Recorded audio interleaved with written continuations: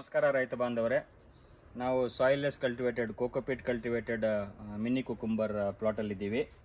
ಈಗ ನೀವು ನೋಡ್ತಾ ಇರ್ಬೋದು, ಮಿನಿ ಕುಕುಂಬರ್ ಸೌತೆಕಾಯಿ ಬೆಳೆದಿದ್ದಾರೆ. ಕೋಕೋಪೀಟ್ ಆ್ಯಂಡ್ ಚಿಪ್ಸ್ ಪರ್ಲೈಟ್ ಎಲ್ಲ ಆ್ಯಡ್ ಮಾಡಿ ಸೌತೆಕಾಯಿಯನ್ನು ಮಿನಿ ಸೌತೆಕಾಯಿಯನ್ನು ಬೆಳೆದಿದ್ದಾರೆ. ಪಾಲಿಹೌಸ್ ಸೌತೆಕಾಯಿ.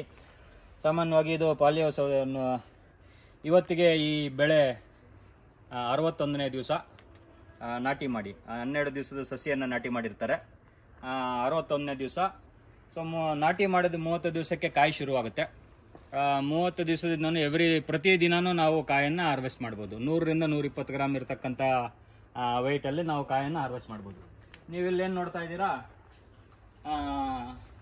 ಈಗ ಕೋಕೋಪೀಟ್ ಯೂಸ್ ಮಾಡ್ಕೊಂಡು ಬೆಳೆದಿರ್ತಕ್ಕಂಥದ್ದು ಮಿನಿ ಸೌತೆಕಾಯಿ, ಪಾಲಿಹೌಸ್ನಲ್ಲಿ ಬೆಳೆದಿರ್ತಕ್ಕಂಥ ಮಿನಿ ಸೌತೆಕಾಯಿ ನೋಡ್ತಾ ಇದ್ದೀರಾ. ನೀವು ನೋಡಿ, ಇಲ್ಲಿ ಕರೆಕ್ಟ್ ಕ್ಲೀನಾಗಿ ಚೆನ್ನಾಗಿ ಸೆಟ್ಟಿಂಗ್ ಆಗಿದೆ. ಒಂದೇ ಬಳ್ಳಿಯಲ್ಲಿ 4-5 ಕಾಯಿಗಳು ಕಾಣಿಸ್ತಾ ಇದ್ದಾವೆ. ಸೊ ಸೌತೆಕಾಯಿ ಉತ್ತಮವಾದ ಬೆಳೆ.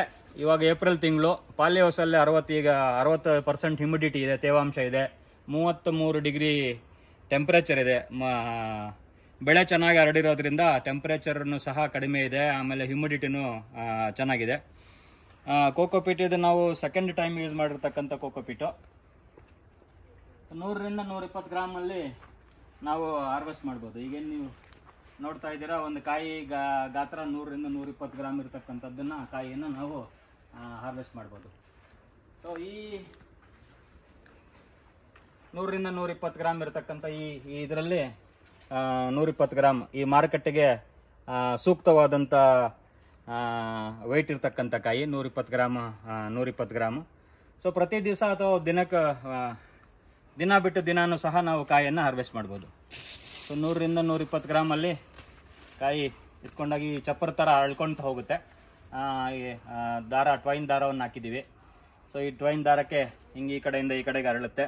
1 ಎಕರೆಗೆ ನಾವು ಇಲ್ಲಿ 1 ಎಕರೆ ಪ್ರದೇಶದಲ್ಲಿ ಬೆಳೆದಿದ್ದೀವಿ. 6000 ಗಿಡ ಇದೆ. 6000 ಗಿಡವನ್ನು ನಾವು ಡಬಲ್ ಲೈನಲ್ಲಿ ಇಟ್ಟಿದ್ದೀವಿ. 6000 ಗಿಡ ಇದೆ 1 ಎಕರೆ ಪ್ರದೇಶದಲ್ಲಿ. ಸೊ ಬಾಗಿಂದ ಬಾಗಿಗೆ ನೀವು ನೋಡ್ತಾ ಇದ್ದೀರಾ, 1.5 ಅಡಿಗೆ ಒಂದು ಗಿಡವನ್ನು ನಾಟಿ ಮಾಡಿದ್ದೀವಿ. ಈ ಬಾಗಿಂದ ಬಾಗಿಗೂ ಆಲ್ಮೋಸ್ಟ್ 2 ಅಡಿ ಇದೆ. 6000 ಗಿಡ ಇದೆ ಒಂದು ಎಕರೆಯಲ್ಲಿ.